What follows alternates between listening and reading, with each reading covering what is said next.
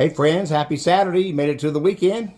Fred with another daily encouraging word. I didn't do one yesterday on Friday. We was driving back from Georgia, so we had a lot going on yesterday, but I'm still on vacation till Tuesday, still in my vacation garb.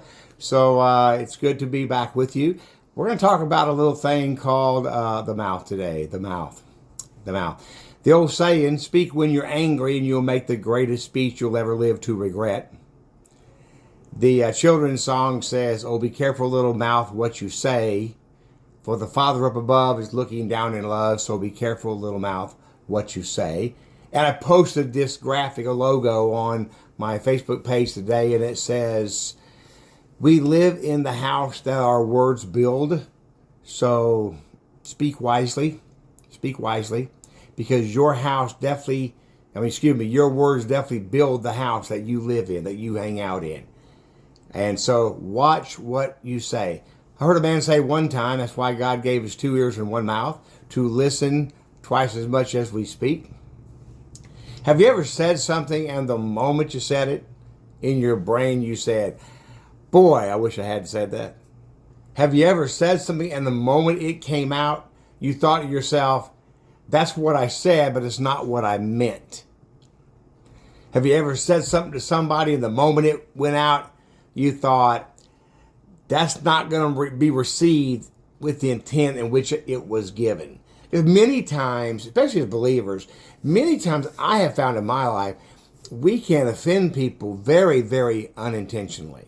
I'm not going out of my way to offend people, but it happens sometimes, especially when you're up in front of people all the time, like most pastors are, a loose word, a little slip.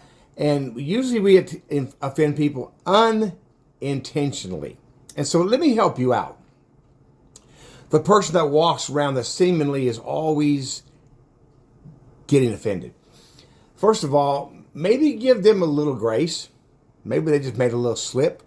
Maybe they just made a little faux pas. Maybe they just having a bad day. Maybe they said something they shouldn't have said.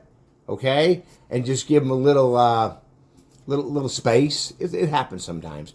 If we're so quickly offended at everything everybody says, we will always stay offended. Now, if you're on the giving end, if we're always in front of people talking, we have to, as a youth pastor, I used to say this: don't have your brains in park and your mouth in drive. Okay, make sure your brain and your mouth are keeping up with one another. Make sure you know what you're saying.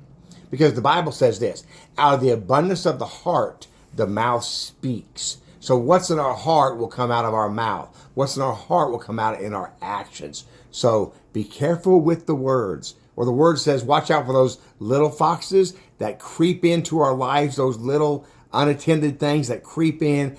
And as it says in Hebrews, those weights which doth so easily beset us, or get us down, or trip us up. So be careful with that. Watch the words, and let the words build the house you live in. Let they be full of grace and honor and full of truth. Fred saying, have a good weekend. Talk to you on Monday.